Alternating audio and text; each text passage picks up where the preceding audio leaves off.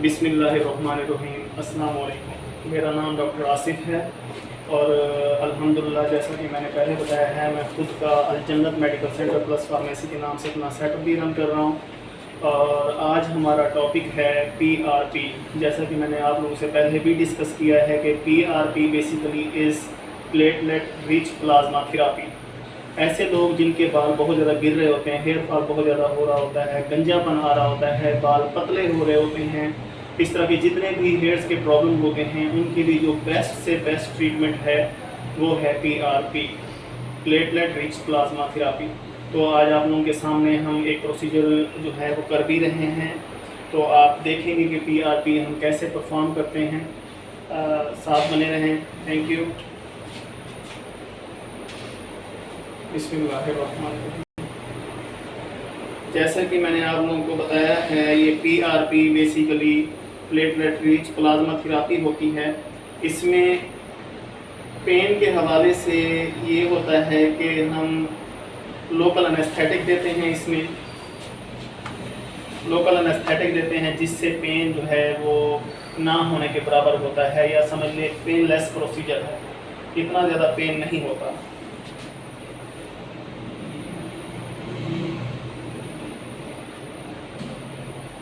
ये हमारे क्लाइंट हैं जिनका ये चौथा सेशन है और अल्हम्दुलिल्लाह इनको बहुत ही अच्छे इफ़ेक्ट्स मिल रहे हैं। पहले फर्स्ट 2 सेशन में इनको उस लेवल पे इफ़ेक्ट्स नहीं मिल रहे थे जिस लेवल पे ये चाह रहे थे।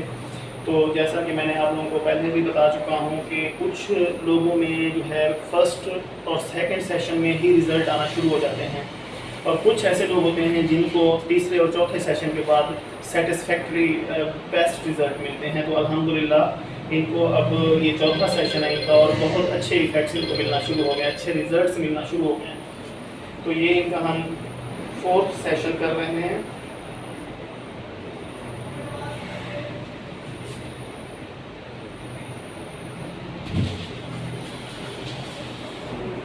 पीआरपी में जो है बहुत सारी चीज़ें होती हैं जो आपने during PRP, after PRP care करनी होती है। आपने जो है ट्रीटमेंट के रिगार्डिंग जो है आपने क्या परहेज़ करना होता है, डाइट कैसी लेनी होती है, ये सारी चीज़ें जो हैं आपके मैटर करती होती हैं। तो पीआरपी जब आप करवाते हैं, आपका हेयर फॉल जो है ज़्यादा हो रहा होता है, तो हमारी बेस्ट सजेशन होती है कि अगर आप चाहते हैं कि बेस्ट से बेस्ट आपको रिज़ल्ट मिले तो आप जो है अच्छी हेल्दी डाइट लें, फ्रेश जूसेस लें, और जितना भी हो सके फास्ट फूड और ऑयली चीज़ें, ऐसी चीज़ों से आप अवॉइड करें ड्यूरिंग पीआरपी सेशंस।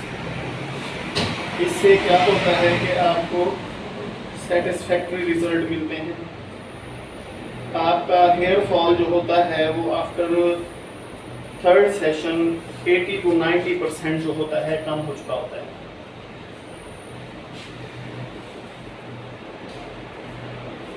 अगर आप इस तरह के मसले से परेशान हैं, हेयर फॉल के हवाले से गंजापन आ रहा है आपको, तो जो बेस्ट ट्रीटमेंट आपको सजेस्ट करेंगे हम वो है पीआरपी। बेसिकली हेयर फॉल के लिए बहुत सारे जो है रेमेडीज़, होममेड रेमेडीज़, बहुत सारे ऑयल्स, शैम्पूज़ और टैबलेट्स वगैरह, मल्टीविटामिन्स वगैरह यूज़ किए जाते हैं, लेकिन उनका रिज़ल्ट तो मिलता है लेकिन वो टेम्परेरी होता है। जिस तरह 100% में रिज़ल्ट चाहिए होता है वो नहीं मिलता। तो अगर आप चाहते हैं कि सेटिस्फैक्ट्री रिज़ल्ट हो, आपका हेयर फॉल रुक जाए, आपके जो बाल हैं वो रीग्रो कर जाएं।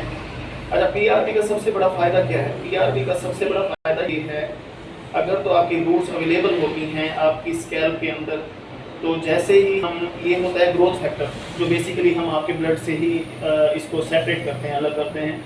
इसके इंजेक्ट करने से क्या होता है कि अगर तो रूट्स अवेलेबल हैं आपकी स्कैल्प में तो 100% रीग्रो करना शुरू कर देती हैं। उससे क्या होता है, आपके जो वॉल्यूम है आपके बालों का, हेयर्स का, वो इंक्रीज़ करना शुरू कर देता है। आपके बाल जो है हेल्दी होना शुरू हो जाते हैं, इस वजह से उनका हुजम नज़र आता है और आपकी जो गंजापन है वो आहिस्ता आहिस्ता ख़त्म होना शुरू हो जाता है।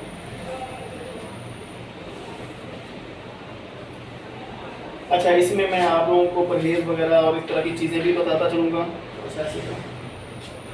परहेज़ के लिहाज से मैंने आप लोगों को जैसे बताया है कि जितना हो सके आपने डस्ट से, मट्टी से, इस तरह की चीज़ों से कोशिश करनी है अवॉइड करना है। और डाइट के हवाले से मैंने बताया है कि आप लोगों को जो है डाइट के हवाले से फ्रेश जूसेस, फ्रूट्स और इस तरह की डाइट्स लेनी है आपने।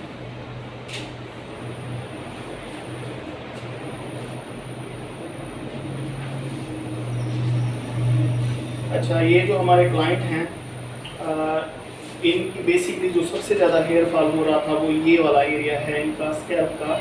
और अल्हम्दुलिल्लाह अब आफ्टर 3rd सेशन, ये 4th सेशन है इनका, और बहुत अच्छा रिजल्ट आ रहा है। इनको जो हेयर रूट्स अवेलेबल हैं वो भी रीग्रो करना शुरू कर रही हैं, और जो बाल पहले पतले थे बहुत ज़्यादा इनकी स्कैल्प नज़र आती थी वो भी अल्हम्दुलिल्लाह बहुत बेहतर हो रही है, क्योंकि बालों का हुजम बढ़ रहा है, बाल हेल्दी हो रहे हैं और जड़ें जो अंदर मौजूद हैं। नो डाउट जो आपकी रूट्स होती हैं वो थोड़ी सी टाइम टेकिंग होती हैं, वो ऐसा नहीं होता कि 1 महीने के अंदर या 2 महीने के अंदर आपके बाल पूरी तरह घने हो जाएं, ऐसा नहीं है। ऐसा कोई भी आपको चैलेंज करता है तो ऐसा कुछ भी नहीं है। ये होता है कि 2 महीने 4 महीने लगते हैं, 4 सेशन होते हैं, 5 सेशन होते हैं आपके, उसके बाद आपको 110% रिज़ल्ट मिलना शुरू हो जाते हैं। तो अगर तो आप हेयर फॉल के हवाले से परेशान हैं तो आप अपने नियर बाई डर्माटोलॉजिस्ट से कंसल्टेशन लें और PRP करवाएं, क्योंकि आप जितनी भी बाकी मल्टीविटामिन्स, ऑयल्स, शैम्पू, जिस तरह की भी रेमेडीज़ यूज़ कर लें आपको उससे उस लेवल के रिज़ल्ट नहीं मिलेंगे।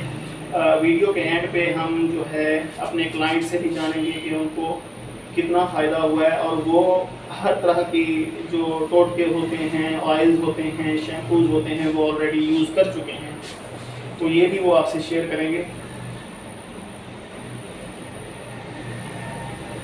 PRP के हवाले से जैसे लोग पूछते हैं कि कब करवाना चाहिए, कितने टाइम ड्यूरेशन के बाद जो है सेशन होता है, ये सबसे ख़ास बात है। बेसिकली PRP जो है 1 मंथ का जो है हम टाइम पीरियड देते हैं, 1 महीने में सिर्फ 1 सेशन होता है। 1 महीने में सिर्फ 1 सेशन आपने करवाना होता है, और इस दौरान जो है आपने टाइम पीरियड देना होता है। बेसिकली क्या होता है PRP जब हम करते हैं, ग्रोथ फैक्टर हम इंजेक्ट करते हैं आपकी स्कैल्प में, तो वो ब्लड फ्लो को बहुत ज़्यादा इंप्रूव कर देता है। आपकी स्कैल्प की जो स्किन होती है ड्यूरिंग आपका हेयर फॉल बहुत ज़्यादा वीक हो रही होती है, गंजापन इसी वजह से आ रहा होता है, क्योंकि आपका जितना भी ब्लड फ्लो है वो कम होता जाता है, और बहुत सारे फैक्टर्स होते हैं जो इफ़ेक्ट कर रहे होते हैं आपके हेयर फॉल में। तो जैसा मैंने बताया है कि मंथ में सिर्फ 1 सेशन होता है, मंथ में आपने 1 सेशन करवाना होता है, और इसके अलावा जो है आपने डाइट का ख्याल रखना होता है। अच्छा, बहुत सारे क्लाइंट ये पूछते हैं कि डॉक्टर साहब स्कैल्प में जो है इंजेक्शन लगाते हैं तो ये पेन वाला प्रोसीजर होगा, तो ऐसा कुछ भी नहीं है, आपके सामने है। कोई पेनलेस प्रोसीजर है, और टाइम ड्यूरेशन के लिहाज से ज़्यादा ये 30 to 40 मिनट्स का प्रोसीजर है।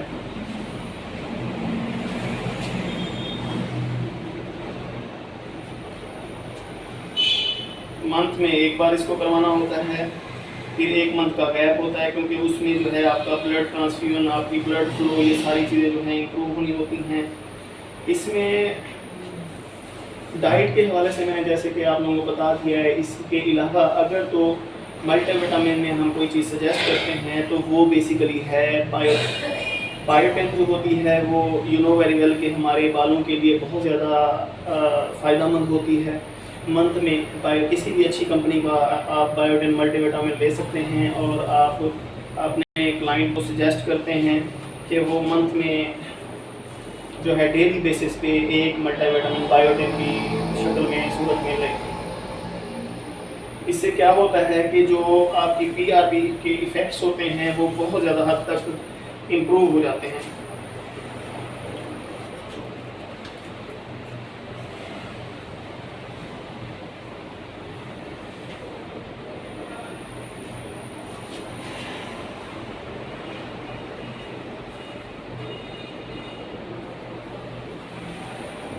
ड्यूरिंग PRP आपको जितना भी हो सके हेल्दी डाइट का ख्याल रखें, अपने बालों को डस्ट से, मिट्टी से बचाएं। अच्छा, सबसे मेन चीज़ जो हेयर फॉल बहुत ज़्यादा हो रहा होता है, उसमें बाल जो होते हैं बहुत ज़्यादा वीक हो चुके होते हैं, तो शैम्पू के हवाले से मैं बताना चाहूँगा कि कुछ लोग क्या करते हैं, शैम्पू को जब स्कैल्प में लगाते हैं तो बड़ी अच्छी तरह से रगड़ रहे होते हैं और इस तरह 2-2 मिनट 5-5 मिनट जो है ना बालों को लगा रहना देते हैं। तो उसमें ये होता है कि ऑलरेडी आपके बाल जो हैं बहुत ज़्यादा वीक होते हैं, फिर आप जो है डेली बेसिस पे शैम्पू करते हैं और क्या करते हैं कि आप बालों को ज़्यादा मसाज कर रहे होते हैं, उसमें ये होता है कि आपके बाल और ज़्यादा वीक होते चले जाते हैं। तो शैम्पू जब भी आपने करना है, जब आप बस जस्ट चंद सेकंड के लिए आप शैम्पू करें और बालों को ज़्यादा रगड़ें नहीं, मसाज नहीं करें, जितना हो सके आराम से जस्ट चंद सेकंड के लिए शैम्पू लगा देने दें, ताकि सिर्फ ये क्या हो कि जो मट्टी है, डस्ट है, वो आपके बालों से निकल जाए। ठीक है, तो PRP के हवाले से ये चंद चीज़ें हैं, बहुत ज़रूरी चीज़ें हैं जो मैंने आप लोगों को बताई हैं, आप लोगों से शेयर की हैं। इसके अलावा जो है कोई इसमें ऐसी चीज़ नहीं है जो कि साइड इफ़ेक्ट्स हों। PRP के साइड इफ़ेक्ट्स के हवाले से मैं बताता चलूँ आप लोगों को। सबसे मेन चीज़, PRP के कोई साइड इफ़ेक्ट्स नहीं है, 100% ये सेफ़ प्रोसीजर है एक। क्योंकि इसमें हम आपके ब्लड में से सीरम जो है, प्लेटलेट जो है वो अलग करते हैं। नेचुरल प्रोसेस है, नेचुरल प्रोसीजर है, इसमें कोई भी साइड इफ़ेक्ट देखने को नहीं मिले। कोई एक पेशेंट, एक क्लाइंट ऐसा नहीं आया जिसमें अल्हम्दुलिल्लाह कोई साइड इफ़ेक्ट या कुछ इस तरह का मसला हुआ हो। तो 110% ये सेफ़ प्रोसीजर है, क्योंकि बाहर से हम कोई चीज़ इसमें इंजेक्ट नहीं कर रहे होते। आपके ब्लड में से ही हम सीरम लेते हैं, सीरम को अलहदा करते हैं और उसी को ही आपकी स्कैल्प में हम इंजेक्ट करते हैं। अच्छा, तो ऑलमोस्ट हमारा PRP सेशन जो है वो डन हो चुका है, कर लिया है, ख़त्म हो चुका है। अब हम अपने क्लाइंट से जानेंगे, इनका ये चौथा सेशन है, तो हम इनसे पूछना चाहेंगे, जानना चाहेंगे कि जब ये स्टार्ट में आए थे, पहले इनको आइडिया किसने दिया इस PRP का, और उसके अलावा जो है 3 सेशन ये करवा चुके हैं, तो इनको कितना बेहतरी महसूस हो रही है, कितना ये सेटिस्फाइड हैं। तो ये हमारे क्लाइंट जो हैं ये आपको खुद ही बताएंगे अपनी ज़ुबानी। जी, एक्चुअली फर्स्ट 2 सेशन में तो मुझे इतना ज़्यादा कुछ सिग्निफिकेंट रिजल्ट नहीं मिला, क्योंकि हेयर थिनिंग भी ज़्यादा हो रही थी और हेयर फॉल भी काफ़ी हो रहा था। तो after 3rd session I felt a very significant change in hair growth और थिनिंग प्रॉब्लम ना।